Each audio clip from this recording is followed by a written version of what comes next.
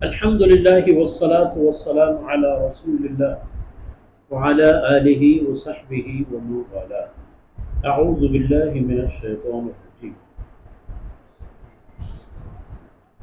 بل اتبع الذين ظلموا أهواءهم بغير علم فمن يهدي من أضل الله وما لهم من ناصرين فأقم وجهك للدين حنيفا فطرة الله التي فطر الناس عليها لا تبديل لخلق الله ذلك الدين القيم ولكن أكثر الناس لا يعلمون.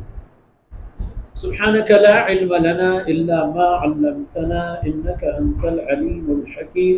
رب اشرح لي صدري ويسر لي أمري واحلل عقدة من لساني يفقهوا قولي واجعل لي وزيرا من أهلي رب زدني علما وارزقني فهما ثم أما بعد.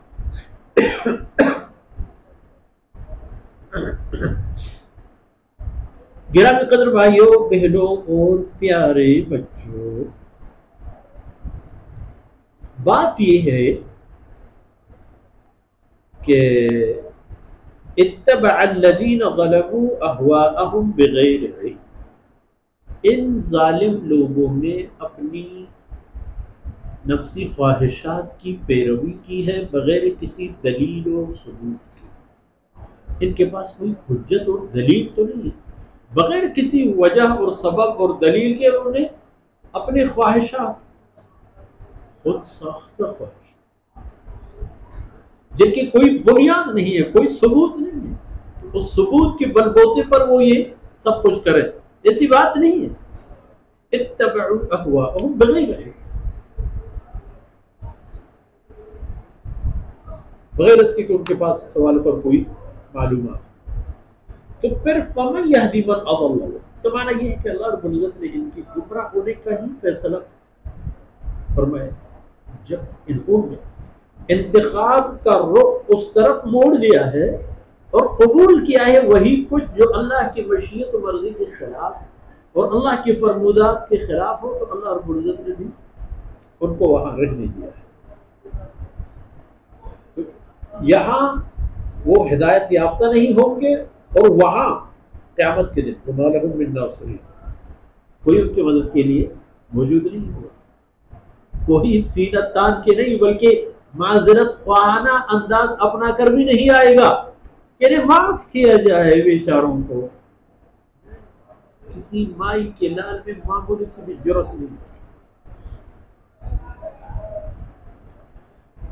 تو کرنا کیا ہے؟ فَأَقِمْ وَجْهَكَ لِلدِّينِ حَنِيفًا، مضبوط رکھ اپنے رخ اور جہت کو